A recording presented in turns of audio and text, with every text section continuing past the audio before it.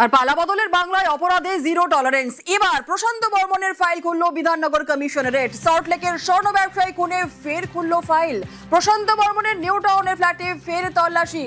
New টাউনের ফ্ল্যাটে স্বর্ণ ব্যবসায়ীকে খুনের অভিযোগ এবং নিউ টাউনের ফ্ল্যাট থেকে ফের নমুনা সংগ্রহ ফরেন্সিকের। আরো বিস্তারিত জানাবে অনুপ রয়েছে আমাদের সঙ্গে। অনুপ, দেখো, স্বর্ণ ব্যবসায়ী যে খুনের ঘটনা ঘটলে সেই খুনের ঘটনা নতুন করে কিন্তু ফাইল খুললো বিধাননগর পুলিশ কমিশনার। অভিযুক্ত যে প্রশান্ত বর্মন, তার বিরুদ্ধে কিন্তু নতুন করে যে পদক্ষেপ নিচ্ছে সেটা কিন্তু স্পষ্ট হচ্ছে।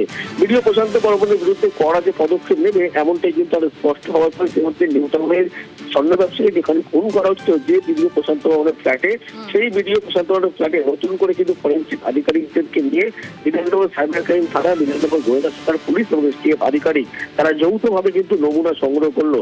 নিউ টাউনের এই যে ফ্ল্যাট, সেই ফ্ল্যাটে 4 ঘন্টার বেশি কিন্তু ধরে নমুনা সংগ্রহ করলো এসটিএফ এর আধিকারিক। তারা যেমন উপস্থিত ছিল তার পাশাপাশি ফরেন্সিক আধিকারিক, অন্যদিকে বিধাননগর কমিশনারেটের গোয়েন্দা বিভাগ, প্রত্যেকে তারা আলাদা আলাদা ভাবে কিন্তু নমুনা যেমন সংগ্রহ করেছে এবং একাধিক যে ফ্ল্যাটের দরজা যে বন্ধ ছিল, তালা অবস্থা ছিল, সেখানে দরজা ভেঙে ভিতরে প্রবেশ করেছিল এবং সেখান থেকে দেখা যায় যে নমুনা সংগ্রহ তারা করেছে। পালাবদলের পরেই কিন্তু পদক্ষেপ নিতে চলেছে এমনটাই বলা ছিল তার, কারণ বিগত সরকারের আমলে এই বিডিও প্রশান্ত বর্মনের টিকি পর্যন্ত কিন্তু পুলিশ ছুটে পারেনি। কিন্তু দেখা গেল পালাবদলের পরবর্তী ক্ষেত্রে বিধাননগর পুলিশের পক্ষ থেকে বিধাননগর গোয়েন্দা শাখার পুলিশ, বিধাননগর সাইবার ক্রাইম থানা, অন্যদিকে বিধাননগর গোয়েন্দা বিভাগ, পাশাপাশি এসটিএফ আধিকারিক তারা কিন্তু যৌথভাবে এই তদন্ত প্রক্রিয়া শুরু করলো এবং কড়া পদক্ষেপ হচ্ছে, এটা কিন্তু আরো জোরালো হচ্ছে। ধন্যবাদ অনুপ।